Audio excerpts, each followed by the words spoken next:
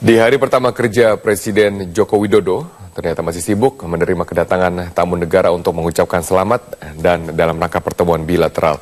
Namun di sela-sela kegiatan Jokowi hari ini, Presiden juga masih terus menggodok kabinet dalam pemerintahannya.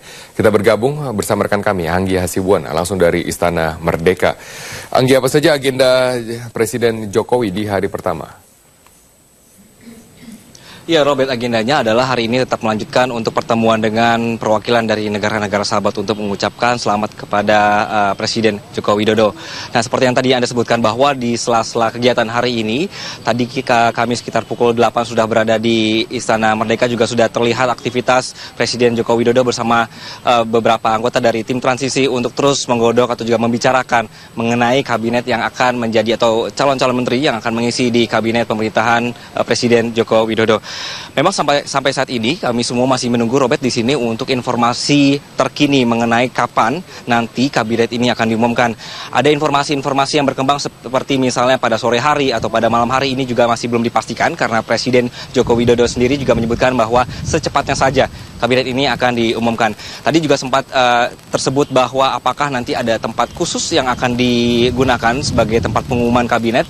Ini juga tadi sempat mengemuka beberapa informasi seperti misalnya ada di Tanjung Priok untuk tempat pengumuman kabinet ini. Namun sekali lagi kami juga ini butuh konfirmasi atau juga lebih lanjut dari Presiden Joko Widodo karena disebutkan oleh beliau bahwa sampai saat ini masih tetap dirahasiakan.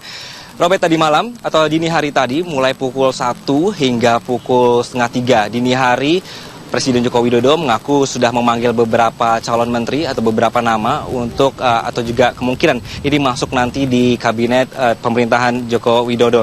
Di sini juga atau juga pembahasan kabinet ini juga terus diadaptasi dengan adanya rekomendasi dan juga hasil pemeriksaan dari PPATK dan juga pihak KPK. Sempat diakui bahwa ada beberapa perubahan atas hasil rekomendasi yang sudah diberikan kepada Presiden Joko Widodo sendiri. Sehingga tidak bisa dalam waktu singkat ini untuk segera diumumkan. Namun kita akan melihat kondisi lebih lanjut, Robert, apakah memang hari ini atau besok akan diumumkan.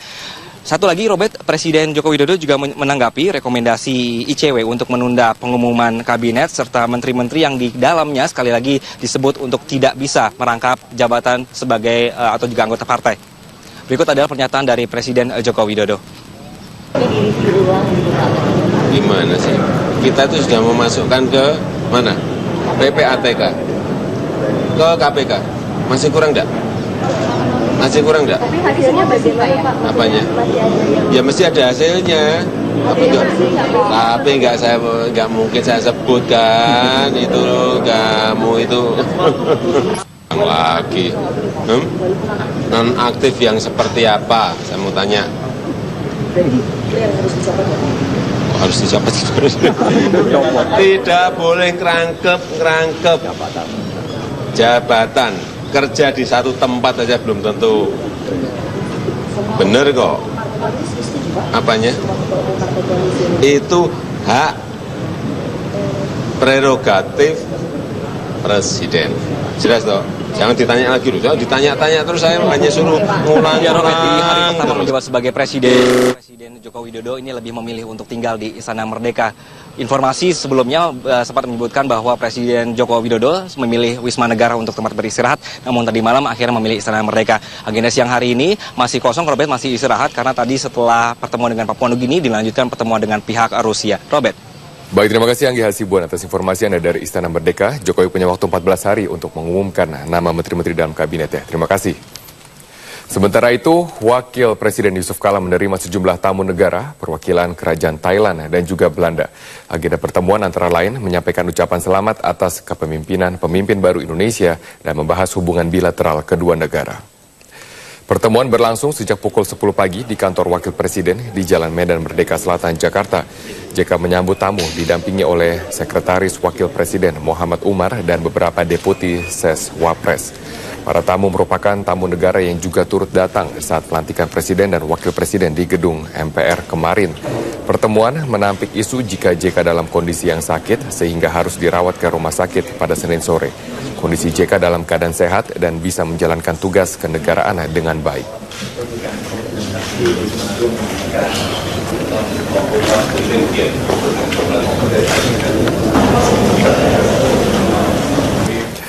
Kemarin, 20 Oktober adalah hari yang bersejarah bagi Indonesia, tidak hanya bagi Presiden ke-7 Republik Indonesia Joko Widodo, tapi juga tentunya bagi seluruh rakyat Indonesia. Banyak momen yang indah dan juga luar biasa terjadi sepanjang hari, mulai pembacaan dari Sumpah Presiden dan Wakil Presiden hingga lautan manusia di sepanjang Jalan Sudirman hingga Monumen Nasional. Berikut kami tampilkan cuplikan momen-momen pada 20 Oktober kemarin. Demi Allah, saya bersumpah akan memenuhi kewajiban Presiden Republik Indonesia dengan sebaik-baiknya dan seadil-adilnya,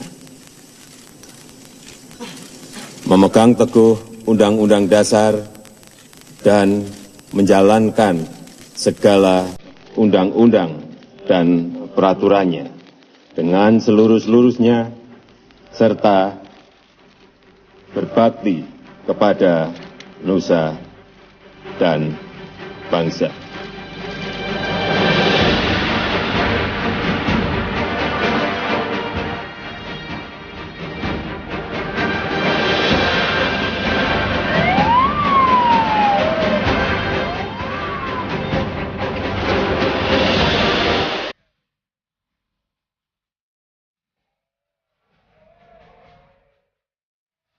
Presiden Republik Indonesia yang ke-7, Bapak Insinyur Haji Joko Widodo.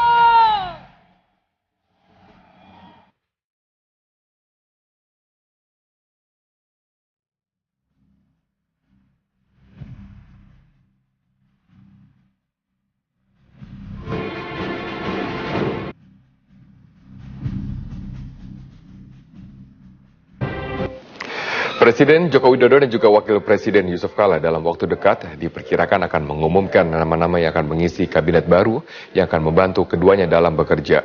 Dari 43 nama yang telah diajukan kepada KPK dan juga PPATK, 25 orang diantaranya telah diketahui oleh berbagai media. Presiden Joko Widodo dan Wakil Presiden Yusuf Kala telah dilantik dan akan segera bekerja untuk memenuhi janji-janjinya kepada rakyat Indonesia. Untuk melaksanakan hal tersebut, Jokowi JK akan dibantu oleh kabinet yang diperkirakan akan diisi oleh 33 orang menteri. 15 menteri diperkirakan berasal dari partai dan 18 menteri diperkirakan akan diisi dari kalangan profesional. Beberapa nama diantaranya pun kini telah beredar di kalangan media dengan komposisi dari kalangan partai, profesional, serta TNI. Dari kalangan partai politik, PDIP, Cahyokumolo, Eva Kusuma Sundari, dan Ngurah Puspayoga. PKB, Muhaimin Iskandar, Kofifa Indar Parawansa. Nasdem, Siti Nurbaya. P3, Lukman Hakim Saifuddin. Profesional dan TNI, Andi Wijayanto, Anies Baswedan, Rini Sumarno, Sri Mulyani, Luhut Panjaitan, Rahmat Gobel, Dwi Sucipto, Iqbahanto Juwana, Ilham Habibi, Nusron Wahid. Menanggapi isu ini, Ketua PKB Muhaimin Iskandar melalui akun Twitternya mengaku lebih memilih untuk berkonsentrasi sebagai ketua partai. Pengumuman menteri ini menurut rencana masih akan menunggu hasil klarifikasi dari KPK dan PPATK terkait harta kekayaan masing-masing calon menteri. Tim Liputan, Metro TV.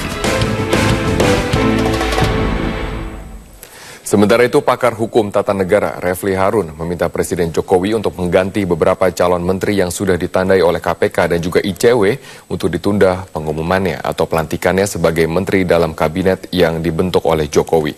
Refli memastikan KPK atau ICW pasti memiliki alasan yang kuat sehingga meminta Presiden Jokowi untuk menunda pengumuman atau pelantikan orang-orang atau calon-calon menteri tersebut. Menurut undang-undang, masih ada waktu 14 hari bagi Jokowi untuk mengumumkan nama-nama pembantunya dalam menjalankan pemerintahannya kelak. Publik harus diyakinkan bahwa para menteri yang ditunjuk itu adalah para menteri yang memang mampu mewujudkan visi misi Jokowi, menteri yang mau bekerja keras tentu, dan bukan menteri yang bermasalah begitu. Karena kalau dari awal kemudian ditunjuk menteri-menteri yang dalam ruang imajinasi publik dianggap bermasalah, maka kemudian ini akan menjadi starting point yang buruk bagi pemerintahan Jokowi ke depan.